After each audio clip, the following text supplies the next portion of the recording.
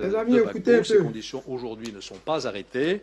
Nous exigeons, et je viens d'avoir une conversation en ce sens avec le secrétaire général des Nations Unies, qui est évidemment exactement sur la même ligne, que le départ de Gbagbo soit précédé par la publication d'un document sous sa Carrément. signature dans laquelle il renonce au pouvoir ou reconnaît Ouattara comme président. Nous avons également indiqué à l'ONUCI que nous souhaitions que toutes les dispositions soient prises pour sécuriser physiquement Gbagbo et sa famille, et il appartiendra ensuite à l'ONUCI et aux autorités ivoiriennes de décider de la suite à donner et des conditions du départ C'est de le Parlement Gbagbo. français. Hein. Je ne veux pas faire preuve d'un optimisme prématuré. Il semble qu'on soit au bout du processus.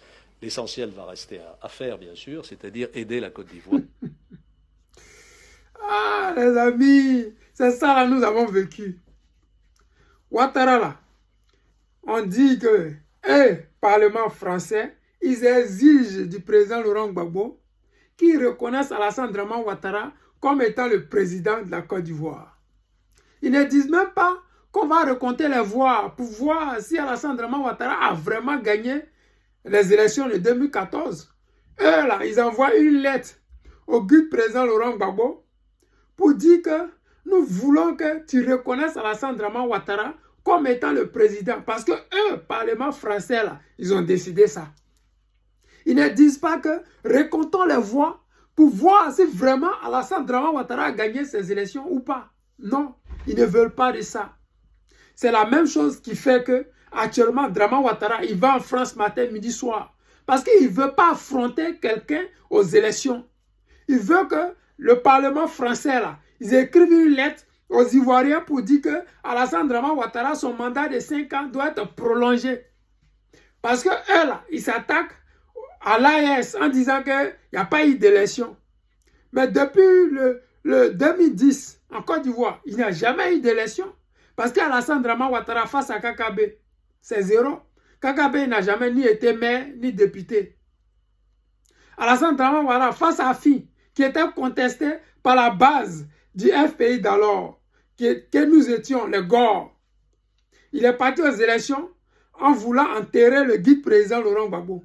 Il est parti aux élections parce que les Français lui avaient promis qu'il allait être le nouveau Gbagbo Laurent aux yeux des Ivoiriens. Et que la seule chose qu'il devait faire, c'était de tourner la page du président Laurent Gbagbo parce que les Ivoiriens étaient accrochés au président Laurent Gbagbo. Et que le fait que les Ivoiriens aiment le président Laurent Gbagbo, le fait que les Ivoiriens adorent la façon de faire la politique du président Laurent Gbagbo, le fait que les Ivoiriens et l'Afrique tout entière a commencé à soutenir les idées du président Laurent Gbagbo, ça n'arrangeait plus la France-Afrique. Il fallait éteindre le président Laurent Gbagbo. Quand je vous dis que le fait que le président Laurent Gbagbo ait tendu la main à Pascal Affi N'Guessan, c'est une leçon politique qu'il nous donne.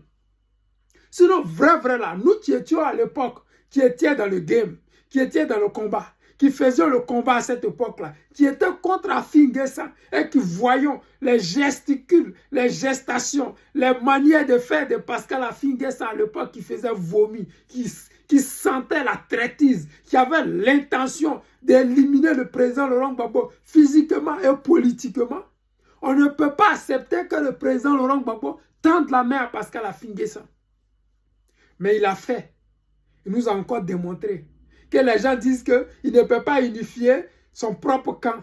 Mais le fait d'avoir tendu la main à Pascal Affi N'Guessan, ce n'était pas par hasard. Ce n'était pas pour les élections. Au moment où le guide président Laurent Gbagbo tendait la main à Pascal Affi N'Guessan, il était contesté au sein du FPI. Pascal Affi N'Guessan, on l'envoie au tribunal. Le RDA a voulu l'arracher, lui, Pascal Affi N'Guessan, de la manière il a arraché le FPI au président Laurent Gbagbo. Ils ont voulu lui arracher de la même façon. Le président Laurent Gbagbo, voyant ça, il a dit, vous ne pouvez pas continuer la même chose.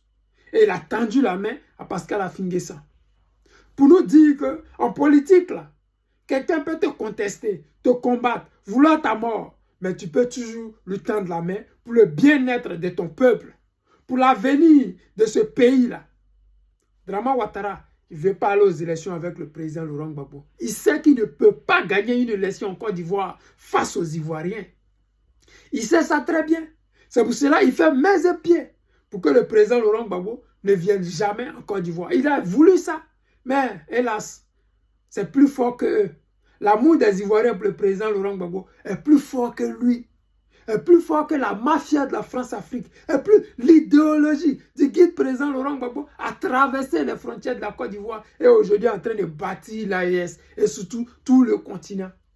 Les amis, je ne veux pas être long. C'était le président Lothar, l'ami des dirigeants qui se respectent. Je vous aime, je vous dis à tout à l'heure.